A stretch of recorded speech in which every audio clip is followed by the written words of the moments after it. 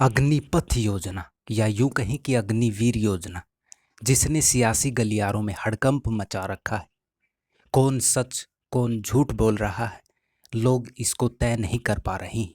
लेकिन मैं इस वीडियो में अग्निपथ योजना के बारे में आपके सामने सारी सच्चाई रखने वाला हूँ। उसके बाद आप तय करेंगे कि कौन सच और कौन झूठ बोल रहा है। इस वीडियो में हम अग्निपथ योजना के बारे में डिटेल से चर्चा करेंगे कि आखिर ये योजना कब लाई गई, क्यों लाई गई, इसको लाने का क्या मकसद था, इसमें मासिक वेतन कितना मिलता है, इसमें पेंशन मिलती है या नहीं मिलती, इसमें शहीदी का दर्जा मिलता है या नहीं मिलता। ये सब डिटेल से हम इसमें चर्चा करेंगे। सबसे पहले मैं आपकी जानकारी के लिए बता दूं कि ये योजना जून 2022 में भाजपा सरकार द्वारा लाई गई थी।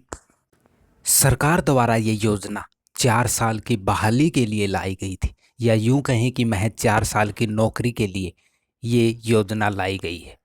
इस योजना में महिलाओं और पुरुषों को समान अवसर दिया जाता है और ये योजना तीनों सशस्त्र बलों के लिए, वायुसेना, थल सेना और नौसेना। 4 साल होने के बाद इसमें 25% अग्निवीरों को प्रमोट कर दिया जाता है और बाकी को रिटायर्ड करके एक सर्टिफिकेट दे दिया जाता है ताकि वो अन्य किसी सेवा में अपनी नौकरी पा सके। वहीं एज की बात करें तो इसमें भर्ती के लिए जवानों को 17.5 साल से 21 साल तक का होना चाहिए। अगर कोई जवान इसमें भर्ती हो जाता है तो इसी अवधि के दौरान उसको 6 महीने की ट्रेनिंग दी जाएगी, या यूं कहे कि वो 6 महीने की ट्रेनिंग के बाद 3.5 साल तक फौज में नौकरी कर पाएगा।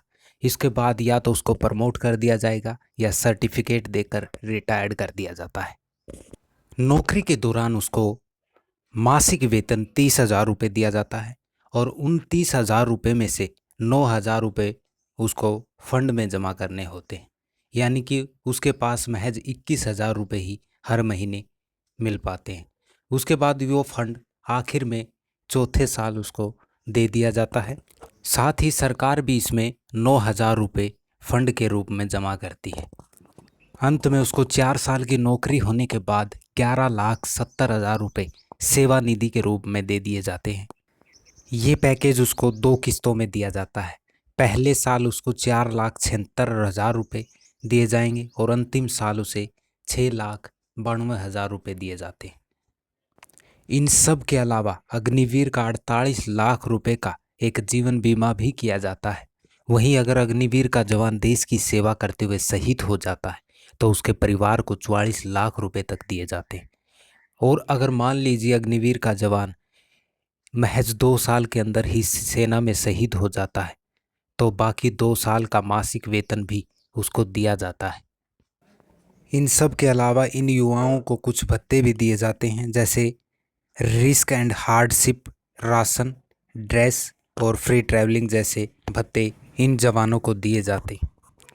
और सबसे महत्वपूर्ण और सबसे इम्पोर्टेंट बात, इन जवानों को कोई भी पेंशन या ग्रेच्युटी का लाभ नहीं दिया जाता। वहीं एक और सबसे इम्पोर्टेंट बात जो हाल ही में इस योजना में बदलाव करके लाई गई है वो है अग्निवीरों को 10% का आरक्षण। यानी कि जो भी अग्निवीर 4 साल की नौकरी करने के बाद सर्टिफिकेट के साथ बाहर निकल जाता है या यूँ कहीं कि रिटायर्ड हो जाता है तो उनको अब जो भी पुलिस फोर्स हो या अन्य किसी भी सेवा में जब वो जाना चाहेगा तो उसको 10% का आरक्षण दिया जाता है।